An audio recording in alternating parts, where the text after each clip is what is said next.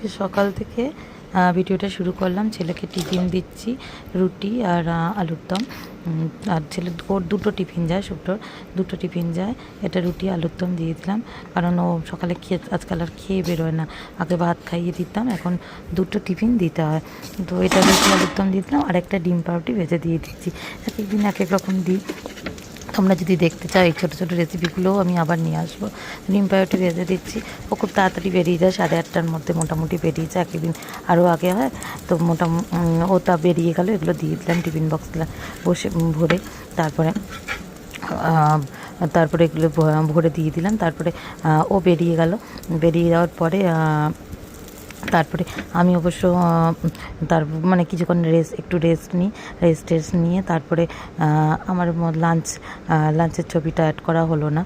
তো আমি আমার লাঞ্চ করে নিয়েছিলাম, নিয়ে বেরিয়ে গেছিলাম। আমি একটু বিকেলের দিকে পার্লারে গেছিলাম, তারপর ওখান থেকে বিকেলের দিকে একটু হাওড়ায় গেছিলাম আমার মায়ের বাড়িতে।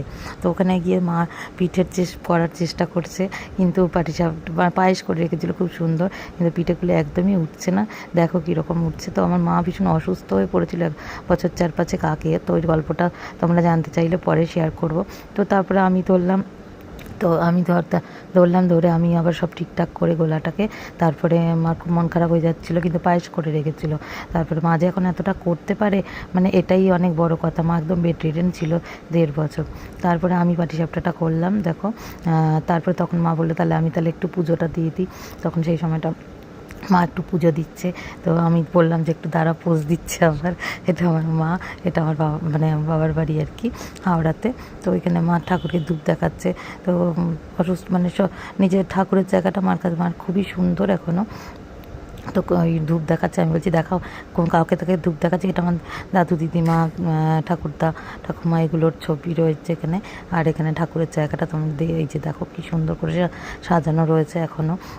তো ওই ছবি বলছে হয়ে গেল ছবি তোলা, তো দেখাচ্ছে যে ইয়ে দিচ্ছে, পোজ দিচ্ছে একটু।